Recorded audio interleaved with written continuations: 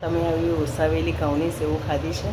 ચલો બનાવીએ આપણે ઓસાવેલી ઘઉંની સેવ નવી સ્ટાઇલ.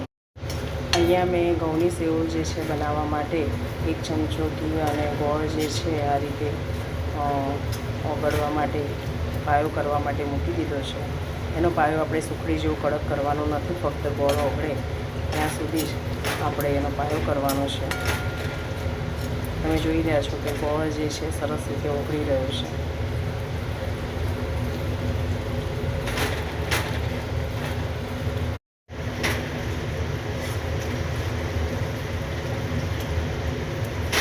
તો આ રીતે ગોળ જે છે એ ઓગળે એટલે આપણે અહીંયા સેવ જે છે ઉસાઈને અને પછી આ રીતે આપણે પાણી કાઢી દઈએ અને પછી એને આ રીતે નાખી દઈએ અને એને સરસ રીતે હલાવી દઈએ.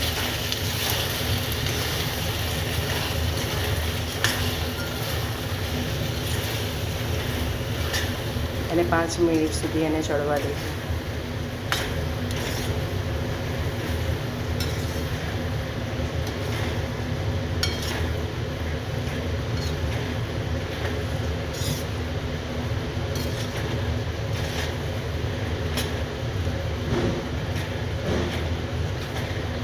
તો આ રીતે ઘઉંની સેવ જે છે એ 5 મિનિટ સુધી આપણે ચડવા દઈશું અને એકદમ સરસ એની અંદર જે પાણી હશે એ બળી જશે.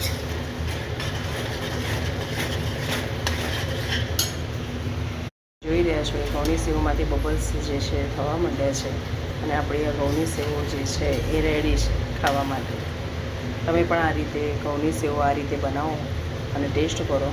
મારા વિડીયોને લાઈક કરો, ફોલો કરો અને સબસ્ક્રાઈબ કરો. Thank you.